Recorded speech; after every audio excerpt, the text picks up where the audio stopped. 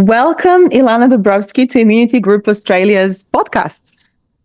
Thank you so much for having me. I'm so excited to be here. So you are joining us from New York Metro, which is at the moment in its wintertime.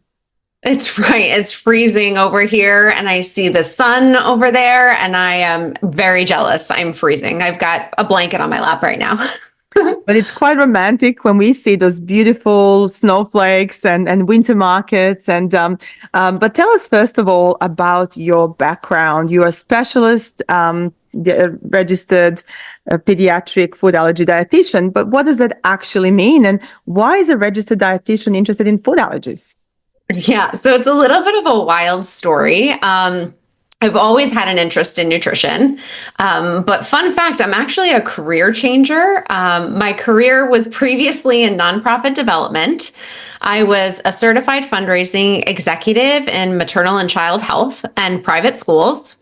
But I have my own allergy journey, and that began when I was diagnosed myself in early adulthood.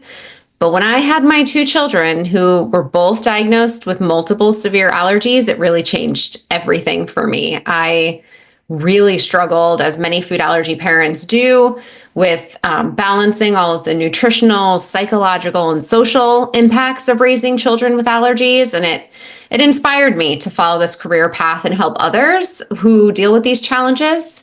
So today I am a certified pediatric food in food allergies. I've got my own private practice called Allergy Nutritionist in the States. And I also support a food service management company that provides school meals to children. And my focus there is also food allergy management.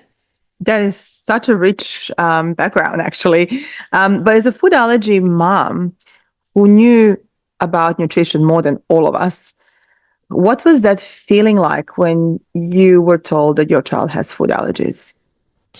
It was shocking for me. I really was very surprised. My son was 6 months old when he was diagnosed, so he's 11 now. And he turned 6 months. I had breastfed him for a year. He had some eggs at home, and then he went to daycare and had some eggs, and I raced to daycare.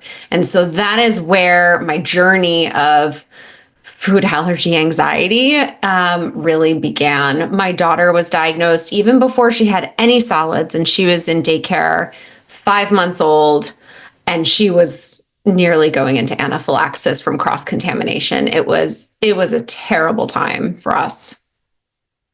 I can completely empathize with that as a food allergy mom. And your knowledge about nutrition, did that in a way kind of kick in straight away when you heard the food allergies in your family?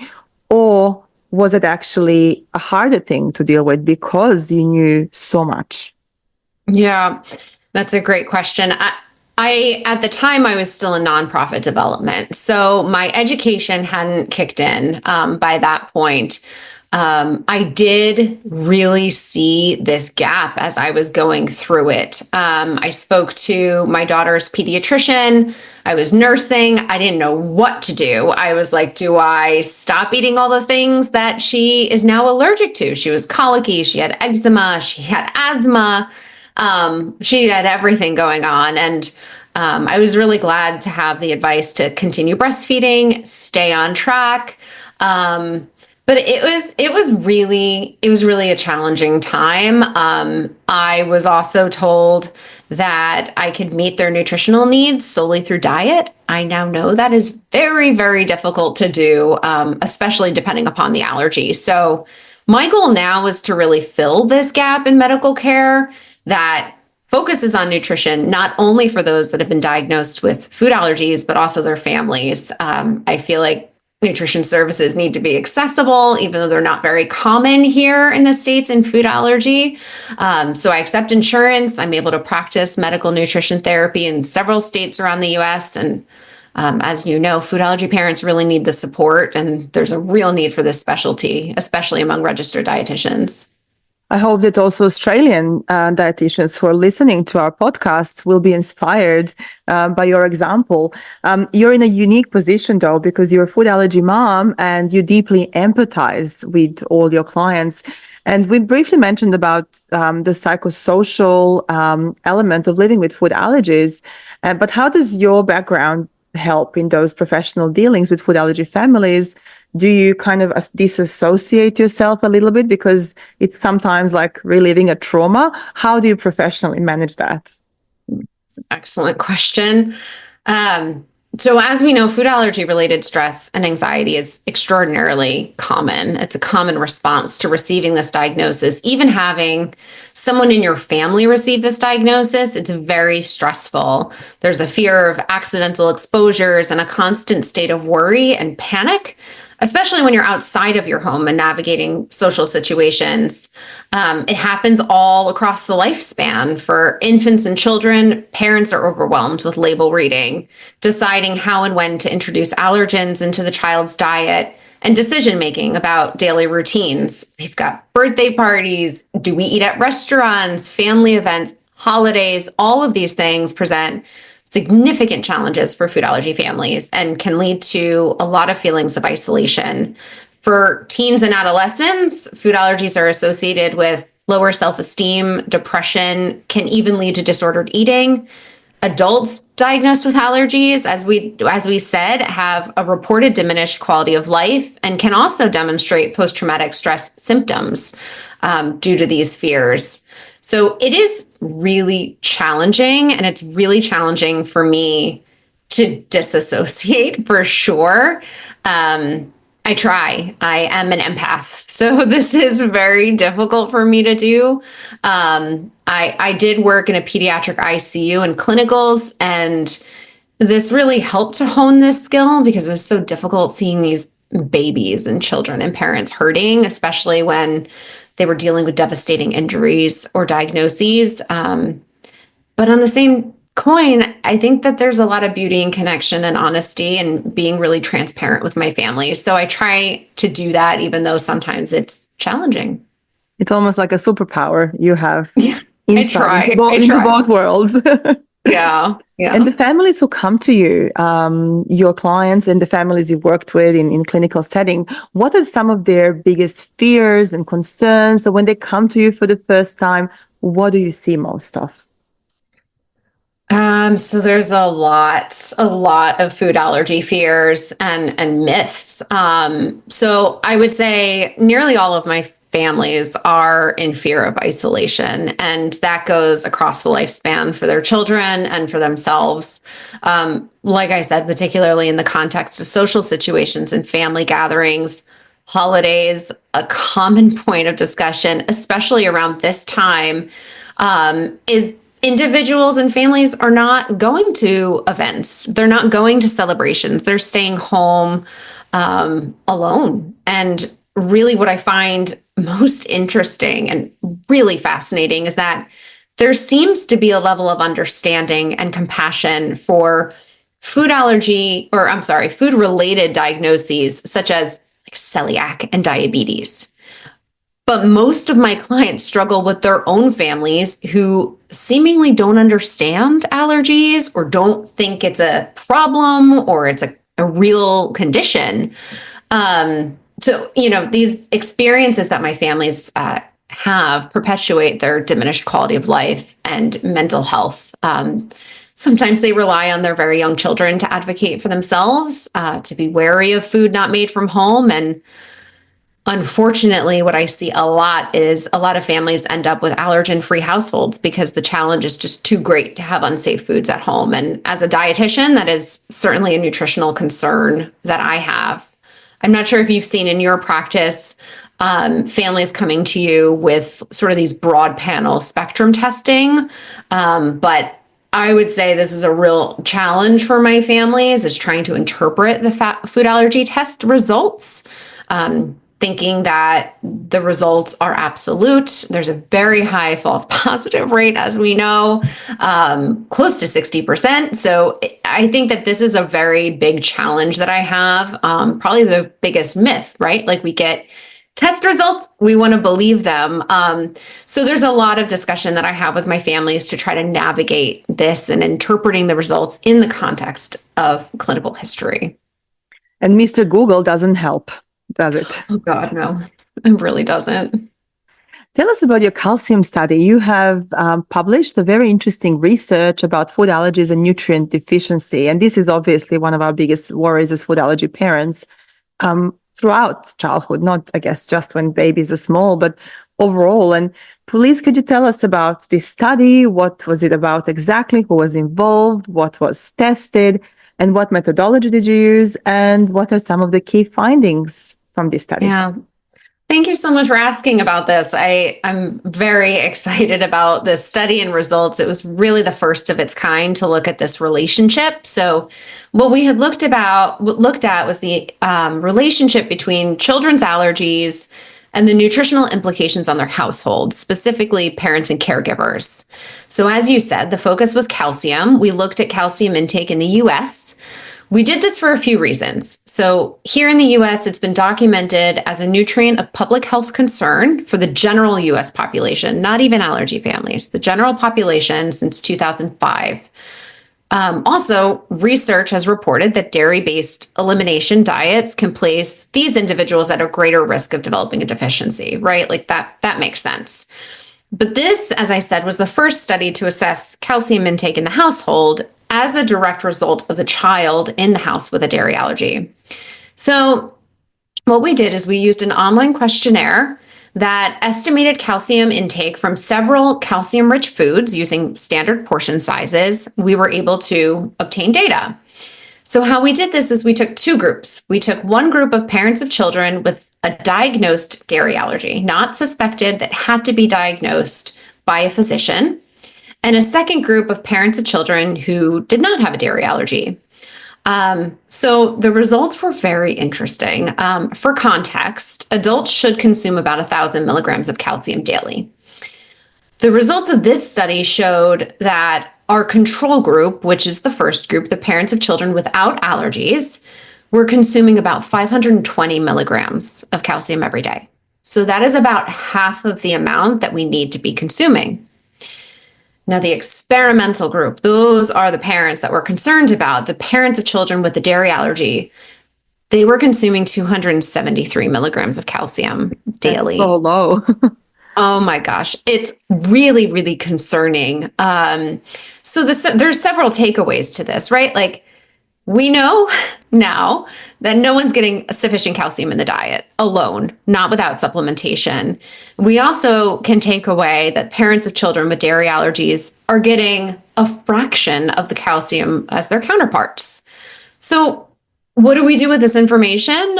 We really need to educate families on the risk of developing a calcium deficiency or consuming insufficient calcium. This goes for everybody that I talk to and counsel. But this really includes calcium supplementation, specifically for these allergy families. I have a lot of families that come to me for their children, and this is something that I bring up and highlight. It's to be honest, it's something that they're shocked to hear. And for those who may not understand what problems calcium deficiency can cause, would you be able to outline just briefly? Absolutely. Absolutely. And this, again, goes across the lifespan. So we're looking at bone growth. We're looking at height in children, bone development, risk of fractures, especially women that are in their 50s, 60s, 70s. They're going to need more calcium because they're more prone to osteoporosis and osteopenia. So we're looking at bone fragility. It becomes a big problem. So it's a public health issue down the track, in a way, causing issues for adulthood and sort of old age even. Yes, absolutely. If possible, for those who want to read about this study, where could they find it? So it's online. It's published in the Nutrition Journal. So you could even Google calcium study and dairy allergy, but it is published online on Science Direct and NIH. Brilliant. I wish that everybody who is listening can actually download a copy and get into data. But let's go to another topic, and this is quite close to your heart, Xolair. Xolair is a wonder drug, many have said, but it has been used for almost, if not over 2 decades for asthma management and other conditions, but since recently has been approved in the US for food allergies. But off the label, it's been used in Europe even for almost a decade in conjunction with oral immunotherapy. with your family, there was a particular approach and some very beautiful success story. Would you be able to share some of that with us, please? Yes, absolutely. Where do I even begin? Xolair has changed our lives. And I know I usually get like a little choked up talking about this because any food allergy family knows that this is a journey, and this is a very, very difficult journey for someone to go through. And I've got two young children that have both experienced it. My daughter's gone into anaphylaxis twice. She's got very severe asthma. So this has changed the lives not only of her, but everyone in our family. So again, for context, she has an allergy to dairy, egg, sesame, and several tree nuts. She has been a very severe asthmatic since she was a baby. It was actually called reactive airway disease before they could actually diagnose her with asthma. But the doctors were like, she's got asthma. It's going to be a lifelong thing. So like I said, before Xolair, we had two anaphylactic episodes. We've had trouble since she was 5 months old.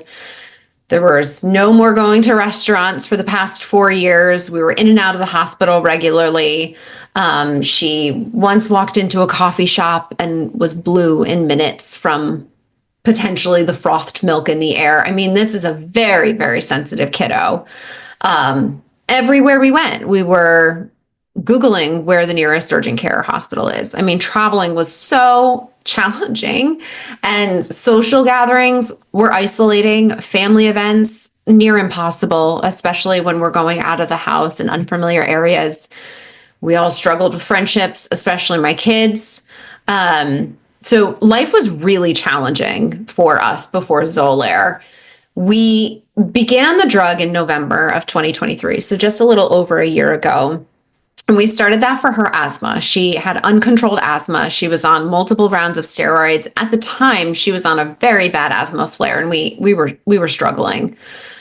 Since she started the medication, we have not needed any steroids. She rarely needs her emergency inhaler.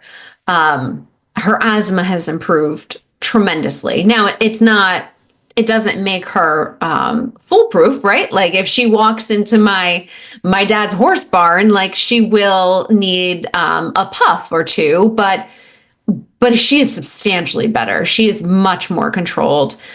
But particularly her food allergy journey has been remarkable to watch. So beginning of the spring of 2024, we, in collaboration with her allergists, we started introducing her allergens very, very slowly in the physician's office.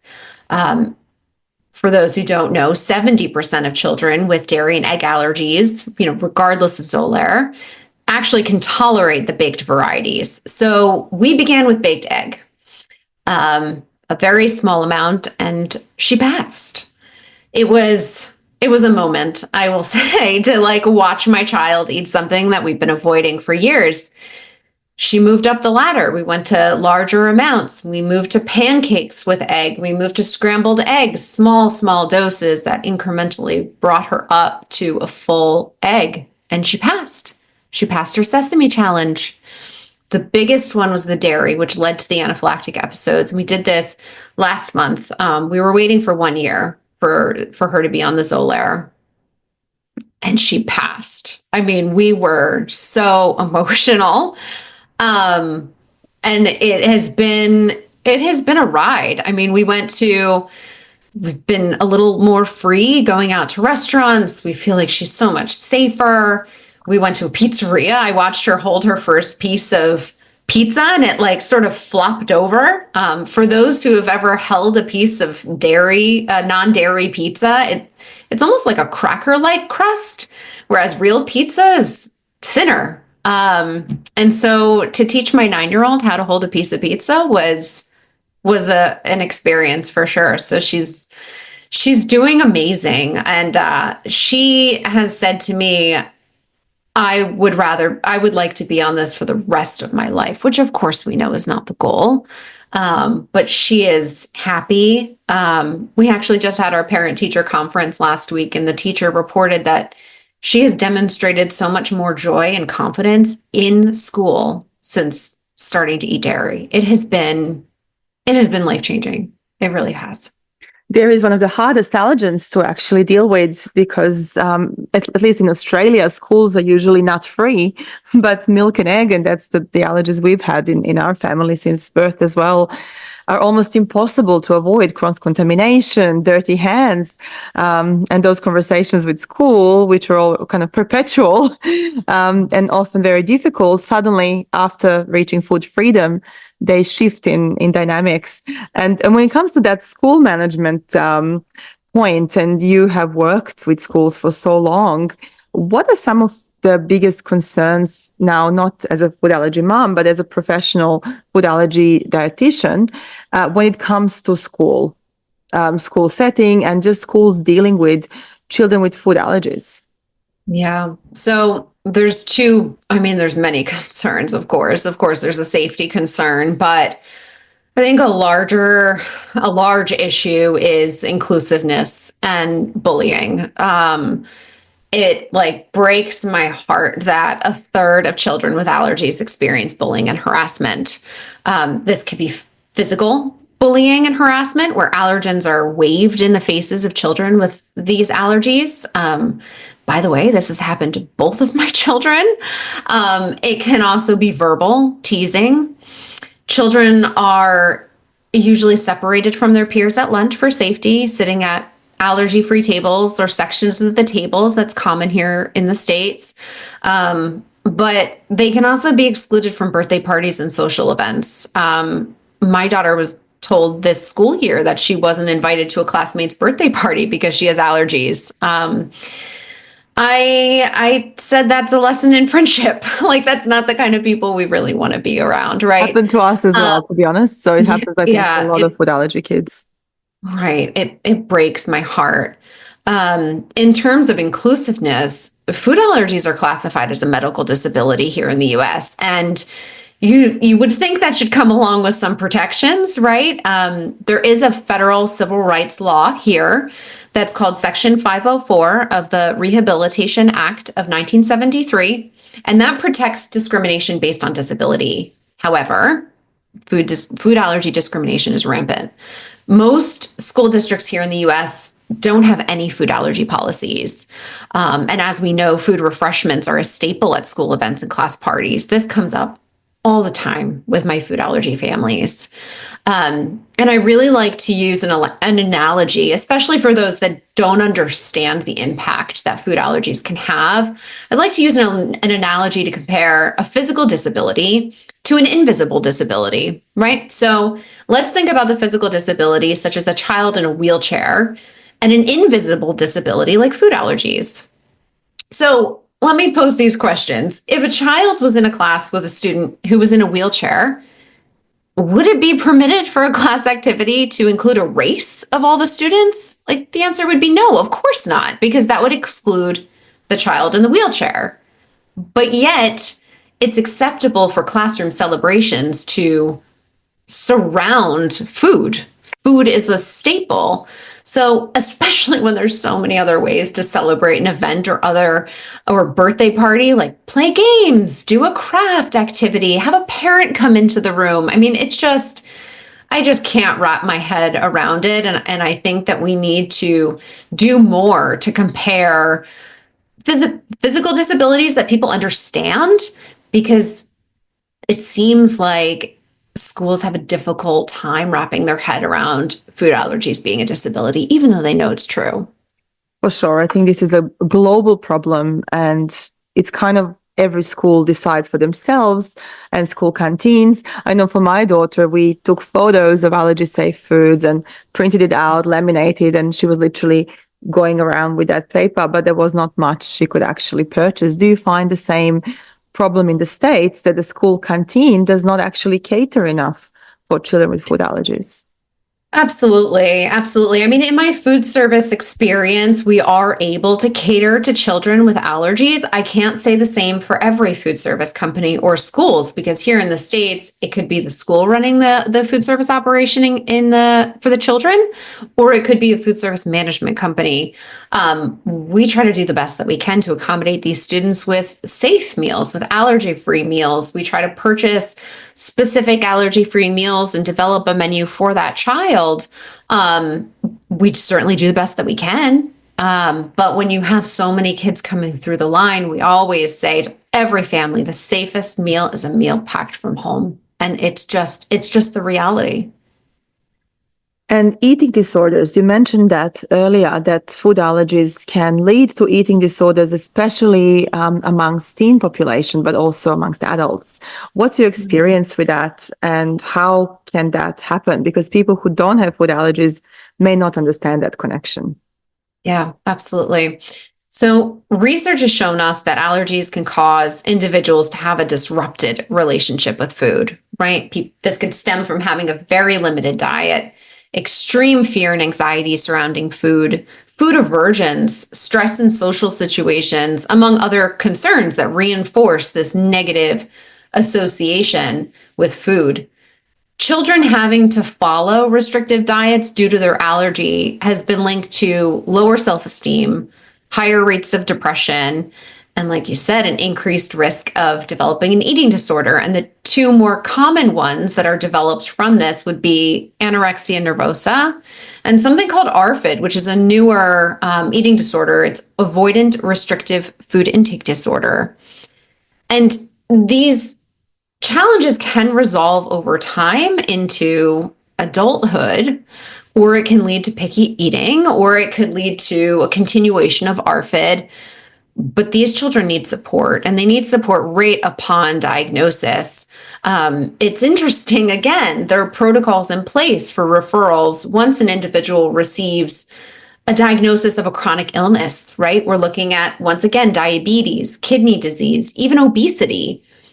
But these protocols are not in place for food allergy diagnoses, and they really, really need to be, so that we can identify these issues before they happen. We can get ahead of it. Goes back to the severe need of more healthcare providers in this field, especially registered dietitians and mental health professionals who have experience with food allergies. I'm just curious, when it comes to the allergists themselves, how much are they actually aware of the nutritional deficiencies? I mean, you mentioned working with different allergists and clinicians. Do you think that education has grown over time? Because traditionally, the two fields were quite separate, but parents need more information. What's your experience with that? Oh, parents definitely need a lot more information. I see a lot of testing happening in the allergist office. I have a lot of patients coming to me saying the physician told me to exclude, X to Z or Y to Z or whatever it is, and not much information. And the reality is the physicians don't have a lot of time with these patients. When I book a session with them, the initial consultation is 90 minutes. The follow-ups are 60 minutes. I have time to go through and provide the education. But if you look in a clinical setting, in a hospital, in a food allergy clinic, in a physician's office, they don't have a lot of time to have that conversation. So I think the go-to is exclusion. Even if there's no clinical history, I think it's the safest for everyone. And that's why I try to navigate, understand the history, see where we can fit in. But no, to answer your question, I'm not seeing anyone really coming back to me with specific concerns about nutritional implications from a specific allergen, from information they've been told from the physician. Some of my families are like, what are we missing in the diet? So we tackle that, but I'm not seeing that connection from the physician. So there is a lot of need to educate the doctors themselves from the frontline general practitioners all the way up to allergists, immunologists, and other specialties. So we hope that some of them will listen to our podcast and perhaps read your calcium intake study, because all these nutritional deficiencies can lead to a whole array of problems later in life. Yes, is there anything else you would like to add from your experience which could help Australian, American, and European, and everybody else, really any other food allergy family who would like to find out more about this connection between diet, nutritional deficiencies, and food allergies? Yeah, absolutely. And to that point, I think for physicians, anyone listening, refer out to ancillary providers if you can find them, to more thoroughly support your patients and their families. If your patient has a new diagnosis, be transparent about the potential quality of life impacts that allergies can have, and provide resources if you haven't already. Again, to get ahead of any, not only nutrition deficiencies, but disordered eating patterns. Food allergy families really need your support, and you're the first stop that they make once they have some concerns. The other part that I will end with is, for food allergy families listening, I really need you to know you're not alone. You may feel that way in your family, in your household, in your community, at your child's school, but really in the bigger picture, there's so many families out there struggling with the same exact challenges you're facing. I would say seek support. Find a counselor with experience with food allergies, because not all counselors are created equal. If they don't have experience with this kind of post-traumatic stress symptoms, it's going to be difficult for them to coach you through this. Look for a support group of other families that are going through this. Ask to speak to a dietitian who can ensure you and your family are getting adequate nutrition. And lastly, don't forget to advocate every chance you get. At school board meetings, in your friendship groups, at family events, use that voice, because that's your power. I love that message. Only with voices from food allergy families from all over the world, we can actually make a more substantial change locally and globally. Ilana Dubrovsky, it was a great pleasure to host you today, to learn from you. And can you tell me what is your website if somebody wants to find out more information about you? Oh, thank you. Yes, it is pretty easy. It's allergynutritionist.com. And you also have an Instagram profile? I do. It's allergy.nutritionist. Pretty easy. Wonderful. We need that information. We need more education in this space. And thank you for your time. And we look forward to speaking with you in the future. Yes, absolutely. Thank you so much. Thank you.